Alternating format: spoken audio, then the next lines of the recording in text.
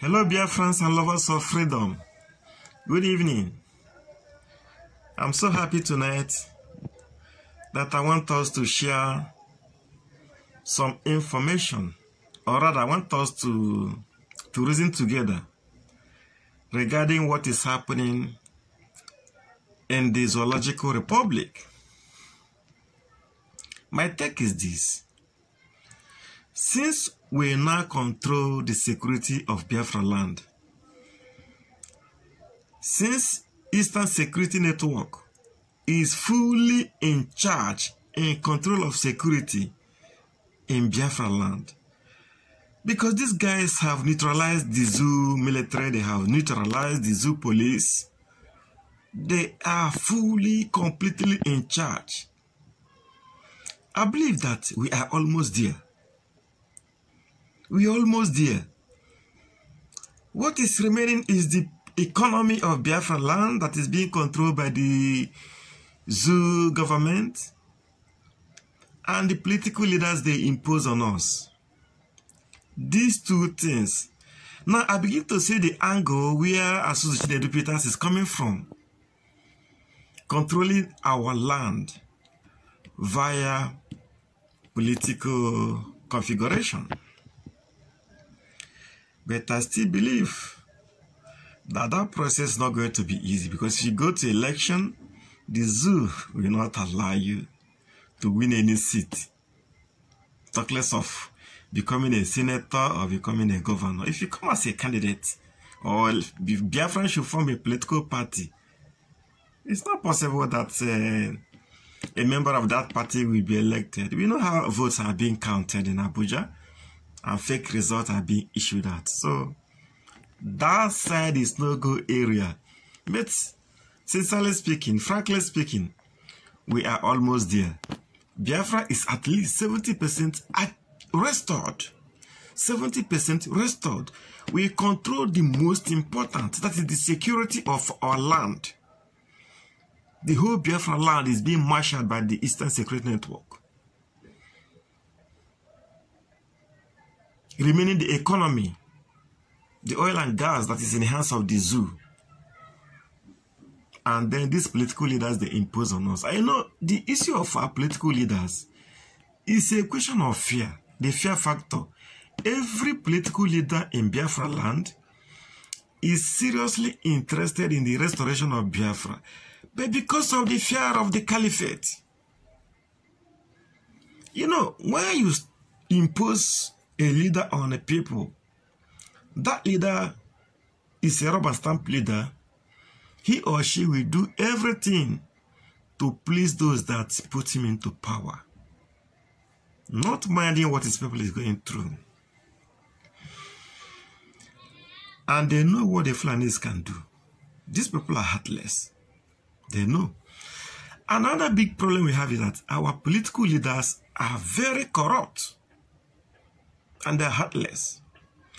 And because they are in a position to siphon all the funds they can lay their hands on, it will be very difficult to convince them, unless we are able to marshal out enough power.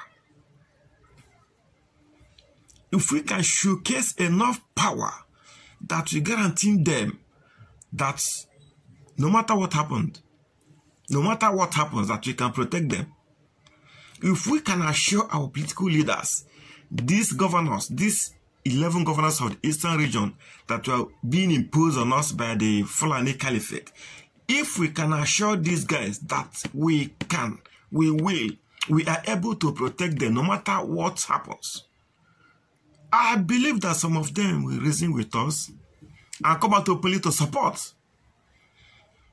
Honestly, you can't tell me that they're not interested. You see what happened when ESN started rooting out the Fulani terrorists from the forest? The Eastern governors, they woke up from their slumber. They see that their counterpart in Duduwa Republic is doing the same thing. So they have no choice but to join. Fear factor. If we can assure them that we are able to protect them, I believe that they will be singing. You see, yesterday I had Dave Umai speaking. And he came out openly to defend IPOB. I say, changes are coming. Changes are coming. We need them to be talking. We need them to be active in speaking our truth. For me, this caliphate can do nothing. No. Their strength, the strength of the caliphate has been broken into pieces. Because there is nothing like one knot. Knot is divided into pieces. The Fulani is different from the Hausas. And thank God for Mazi Nnamdi Kanu, who lectured them, who were able to break this barrier. Now the people know the Hausas are in bondage more than us, the Biafrans. This is what many people don't know. The Hausas, they are in bondage. What do you say? That 19 northern states, at least 12 of them must belong to the Hausas. But none of these states is being governed by an Hausa man. We don't have any Hausa governor. We do not have any Hausa emirs.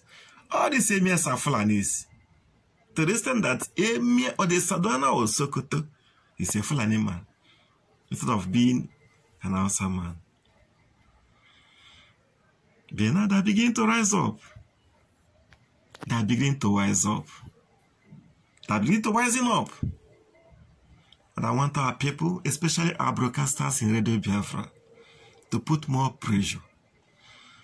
Keep on lecturing these people.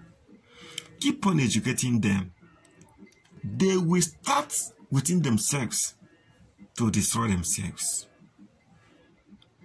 If Hausa should rise up today, Biafra will walk home. No more wahala. The development, honestly, I'm very happy. I'm sure short of words. The zombies in the military, some of them are resigning. Some policemen are resigning. The country is in flames. And everybody will go their ways. We go our separate ways. We were never meant to be together. This is a forced marriage. And I begin to ask, in this forced union, some people have said that openly and boldly have come out to say that they are no more interested in this forced union. And you still keep forcing them? Do you have conscience at all? Take Biafrans, for instance. They were forced to fight a war. And now they are coming out and are ready to fight on that war. If you defeat them, God forbid, their children will come tomorrow and fight. If you defeat those people, the next other generation will come. So, we have to know that these people have decided they are going, and there is no power that can stop them from going. So, why wasting lives? Why not allow them to go in peace? I don't think that the handlers of the zoo have any intelligence at all. They are not intelligent. They don't have any sense of reasoning. How do you force people to live together when they have indicated their interests that they don't want to be together or live together? Just like you are married to a woman, and she told you that she wants a divorce. You pleaded with her to stay. She said no. What next? You still allow her to go. These who didn't even plead with us to stay. They were forcing us. Intimidation, killing, raping, maiming us, destroying our businesses, trying to force us, to box us to a corner.